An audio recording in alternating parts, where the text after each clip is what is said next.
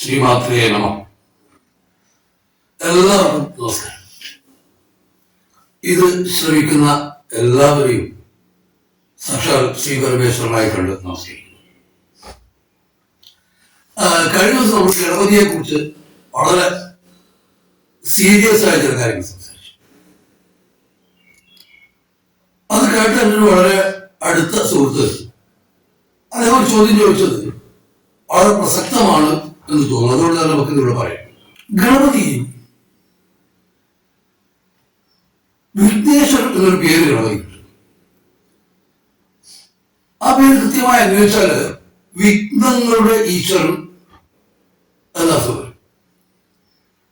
അപ്പൊ വിഘ്നേശ്വരൻ എന്ന് പറഞ്ഞാൽ വിഘ്നങ്ങൾ ഉണ്ടാക്കുന്ന ഈശ്വരൻ എന്നൊരർത്ഥം കൂടിയില്ല. അപ്പൊ ഗണപതി വിഘ്നനാശകൻ മാത്രമാണോ, വിഘ്നം ഉണ്ടാക്കുന്ന ആൾ കൂടിയാണോ? ആ സമയത്താണ് നമ്മൾ തന്ത്രയിലേക്ക് ഒന്ന് പോവുകയില്ല. തന്ത്ര പറയുന്നത് ഗണപതി വിഘ്നങ്ങൾ ഇല്ലാതാക്കുന്ന ഈശ്വരൻ മാത്രമല്ല, വിഘ്നങ്ങൾ ഉണ്ടാക്കുന്ന ഒരാൾ കൂടിയാണ്. അപ്പൊ എന്താണ് വിഘ്നങ്ങൾ ഉണ്ടാക്കുക എന്നുള്ളത്? എന്തിനാണ് വിഘ്നങ്ങൾ ഉണ്ടാക്കുന്നത്? ചില വിഘ്നങ്ങൾ പോലും നമുക്ക് കരുണയായി മാറുന്ന ചില അവസരങ്ങളുണ്ട്. ഉദാഹരണത്തിന് നമ്മളൊരു വഴിക്ക് പോകുന്നില്ല, നമ്മൾ വളരെ പ്രതീക്ഷയോടെയാണ് അങ്ങോട്ടേക്ക് പോകുന്നത്. അപ്പൊ ഒരാൾ വന്ന് നമ്മളെ പെട്ടെന്ന് തിരഞ്ഞെടുത്തുകയാണ്, നിങ്ങൾ അങ്ങോട്ട് പോകണ്ട. സ്വാഭാവികമായും നമ്മുടെ കണക്ക് അത് വിഘ്നമാണ്.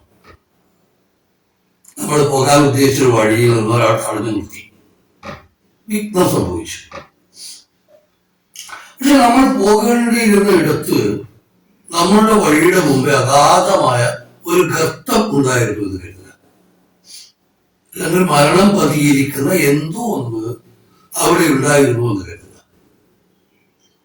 അപ്പൊ യഥാർത്ഥത്തില് അത് നമ്മൾക്ക് സംഭവിച്ച വിഘ്നമാണോ, അല്ലെങ്കിൽ നമ്മൾക്ക് കിട്ടിയ ഈശ്വരന്റെ കരുണയാണോ?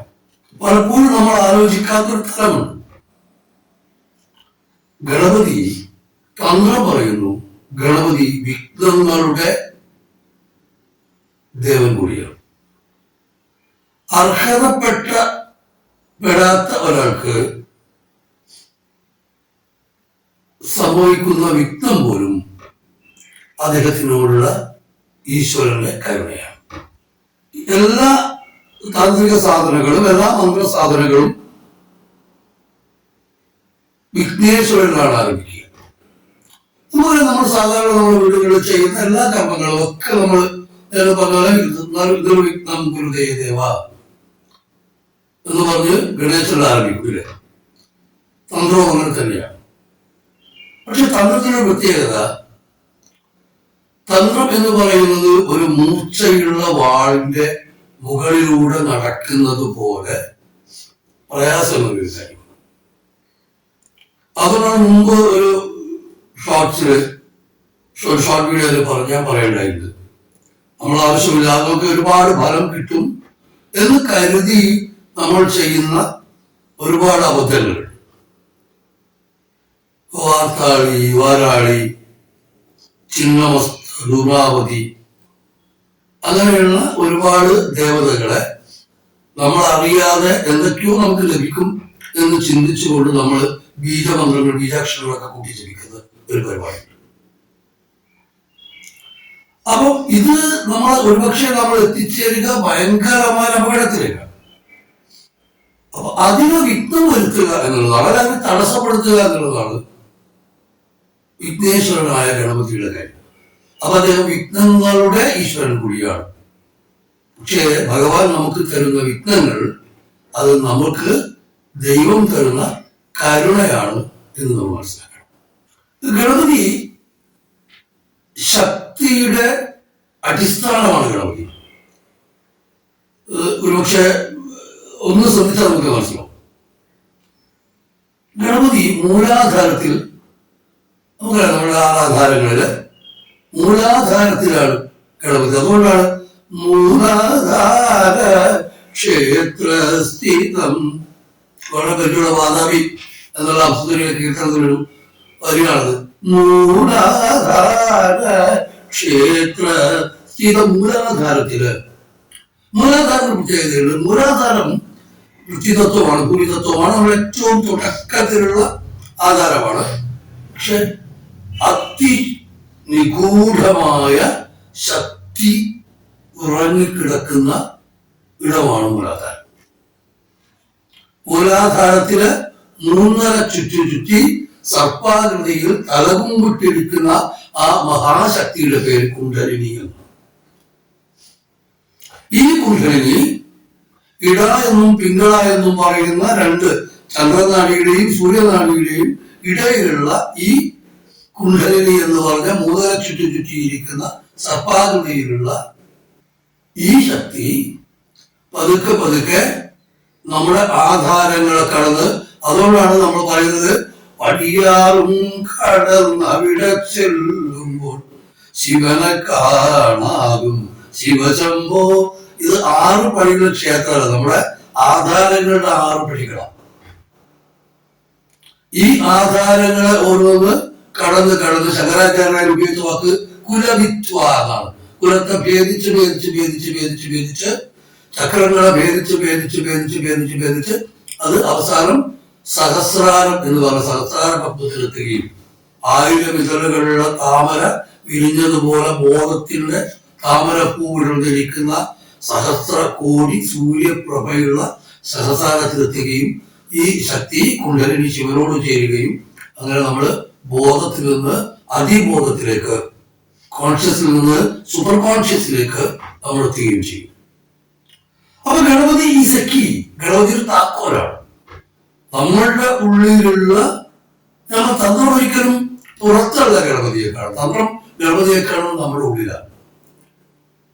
ഗണപതി വിളിക്കേണ്ട ദേവനല്ല, ഗണപതി അറിയേണ്ട ദേവനാണ്. ഗണപതി ഓം എന്ന് പറഞ്ഞ പ്രണവത്തിന്റെ കാണാവുന്ന രൂപമാണ് ഗണപതി. ഓംകാര രൂപൻ പ്രണവസ്വരൂപ വക്രതുണ്ടം പ്രണവം മകാരോ വിഷ്ണുദിഷ്ട മകാരമസ്തു മഹേശ്വര ഉകാരമസ്തു സ്മൃതോ ബ്രഹ്മ പ്രണവമസ്തു ത്രയാത്മക. ഓംകാരം എന്ന് പറഞ്ഞ പ്രണവത്തിന്റെ ദൃശ്യരൂപമാണ് ഗണപതി. അപ്പൊ നമ്മൾ ഗണപതിയെ കാണുക എന്ന് പറഞ്ഞത് ഓമിനെ കാണുക എന്നാണ്. മറ്റൊന്ന് ഞാൻ പറഞ്ഞ ഗണപതി വിളിക്കേണ്ട ദൈവമല്ല, ഗണപതി അറിയേണ്ട ദൈവമാണ്. ഗണപതി മന്ത്രത്തിന്റെ ദേവതയല്ല, ഗണപതി നാദത്തിന്റെ ദേവതയാണ്. ചെറിയൊരു കൺഫ്യൂഷൻ ചിലപ്പോൾ വന്നേക്കും അല്ലെ നിങ്ങൾക്ക്. മന്ത്രം കേൾക്കേണ്ടതും നാദം അറിയേണ്ടതും. അതുകൊണ്ടാണ് ഗണപതി നാദത്തിന്റെ ദേവതയാണ് എന്ന് തുന്നൽ വിശേഷിപ്പിക്കുന്നത്. അപ്പൊ നാം ഗണപതിയിലേക്ക് എത്തുമ്പോ നേരത്തെ ഇന്നലെ പറഞ്ഞത് കുറച്ചുകൂടി പുരാണം പറയുന്നതും തന്ത്രം പറയുന്നതിൽ കുറച്ചുകൂടി നിഗൂഢാർത്ഥങ്ങൾ ഉണ്ടാവാം. അതുകൊണ്ട് തന്നെയാണ് തന്ത്രം പെട്ടെന്ന് എല്ലാവർക്കും മനസ്സിലാവാത്ത ഒരു ഏരിയയായി മാറിപ്പോകുന്നത്. കഴിഞ്ഞ യാത്രയിൽ പറഞ്ഞതുപോലെ ഈ വലിയ വയറ് എല്ലാം സ്വീകരിക്കുന്ന ഒന്നാണ്. തന്ത്രത്തിന്റെ രഹസ്യത്തിലേക്ക് കുറച്ചുകൂടി പോകുമ്പോ അത് എല്ലാം ദഹിപ്പിക്കുന്ന ഒന്നാണ്. ദഹനം എന്ന് പറയുന്നത് ഒന്നുമില്ലാത്തൊരവസ്ഥയാണ്. ദഹനം എന്ന് പറയുന്നത് ശൂന്യതയാണ്. ഉള്ളതിനെ മുഴുവൻ ദഹിപ്പിച്ചു കളയുന്നു. ശൂന്യത എന്ന് പറയുമ്പോൾ മന്ത്രമാണ്. ശൂന്യത എന്ന് പറയുമ്പോൾ മൗനമാണ്. ഈ മൗനം എന്ന് പറയുന്നത് ബാഹ്യമായ ശബ്ദങ്ങളെ എല്ലാം റദ്ദ് ചെയ്യപ്പെടുമ്പോൾ, ബാഹ്യമായ ശബ്ദങ്ങളെ എല്ലാം അടച്ചു കളയുമ്പോൾ നിങ്ങളുടെ അകത്ത് നിങ്ങൾ ഇതുവരെ കേൾക്കാത്ത നിങ്ങളുടെ ഉള്ളിലുള്ള ശബ്ദത്തെ, ആ നാദത്തെ, അണ്ടർലൈൻ ആകുമ്പോൾ ആ നാദത്തെ, മന്ത്രത്തെ നാദമാക്കി മാറ്റുന്ന ഒരു പ്രക്രിയ,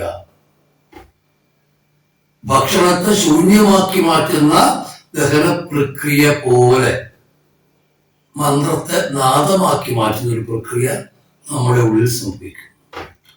അത് സംഭവിക്കാനുള്ള താക്കോലിന്റെ പേരാണ് ഗണപതി. അതുകൊണ്ടാണ് നമ്മൾ ഓം ഗം ഗണപതിയെ നമഃ എന്ന് പറയുന്നത്. ഗം എന്ന് പറയുന്ന ഭൂമിയുടെ ബീജം കൂടെ ചേർത്തിട്ടാണ് നമ്മൾ ഗണപതിയെ പറയാറ്. അപ്പൊ പറഞ്ഞു വന്നത് ഗണപതി വിഘ്നത്തിന്റെ ദേവൻ കൂടിയാണ്. അപ്പോ നാം ഗണപതിയെ അറിയുക എന്ന് പറയുന്നത് പുറത്തുള്ള ബാഹ്യമായ ഒരു ശക്തിയെ അറിയുക എന്നുള്ളതല്ല.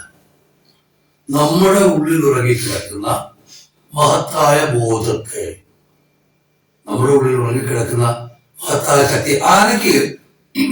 ആനയുടെ വലിപ്പം അറിയില്ല, അതൊരു ചൊല്ലിടും.